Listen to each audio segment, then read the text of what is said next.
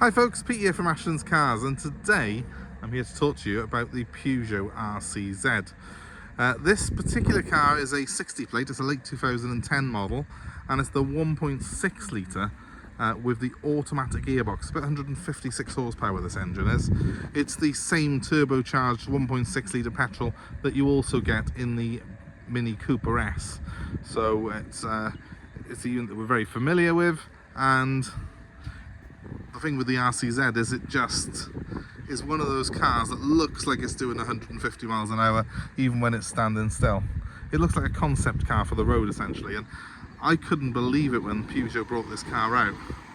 Couldn't believe it was a Peugeot for a start.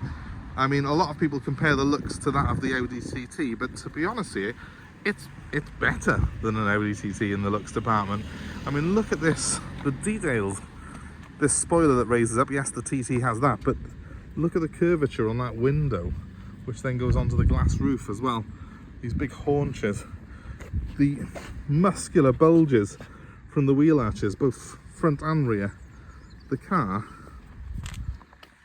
is an absolute styling success. It's beautiful. Absolutely beautiful. And it's a 2+2 as well. And of course, because it's a 1.6 litre petrol engine, not particularly expensive to run, ULEZ compliant. Just a very, very pretty car. I mean, this is, in my opinion, the best colour they ever did them in.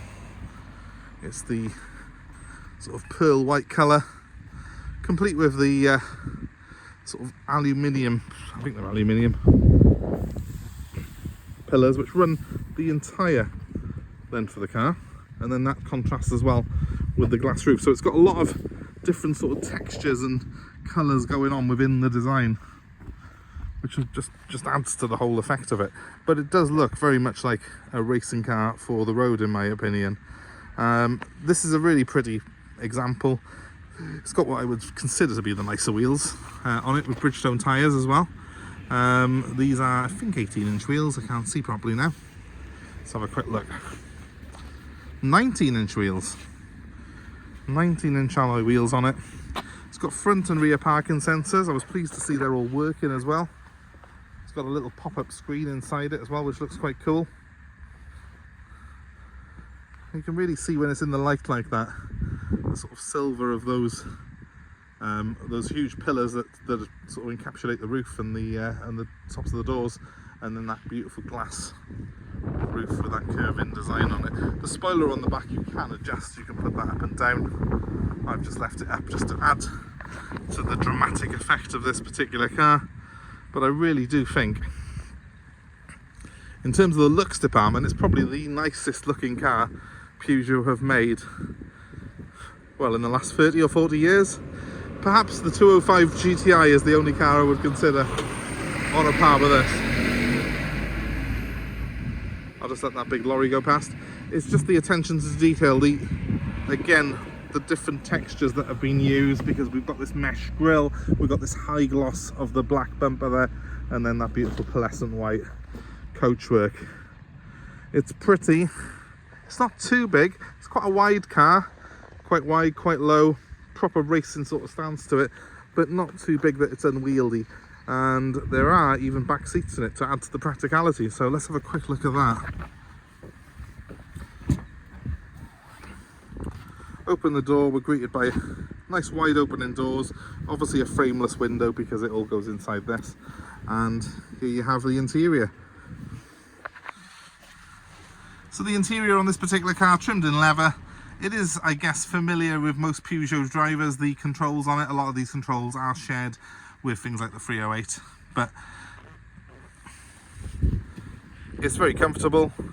It does feel nice and low and wide when you're in it, and they're well equipped as well. This has got heated seats with electric memory adjustment, and I think I can flip this one forward. Yeah, flip that forward there, you can see the rear seat, so there is a bit of room behind that passenger seat, but I have got that pulled forward quite a bit. Not a huge amount of room behind me in this car, although I am quite tall, I do sit quite far back in the car. So very occasional rear seats, perhaps ideal for small kids. You're not going to be putting an adult in there for any length of time, just perhaps a little ride home from the pub perhaps at best. And on a practical note though, it has got a good sized boot, this car. Let me just pop the boot for you, show you that. I was quite surprised. I haven't had one of these in for a little while. I was quite surprised how big the boot actually is on this car. Look at that. Get a couple of sets of golf clubs in here if you come in to play golf. Look at that. Good size boot. Really, really good size in fairness. The rear seat there is fixed. I don't think that folds down. Although, you know, this isn't the car you're going to be buying to do trips to the DIY store anyway.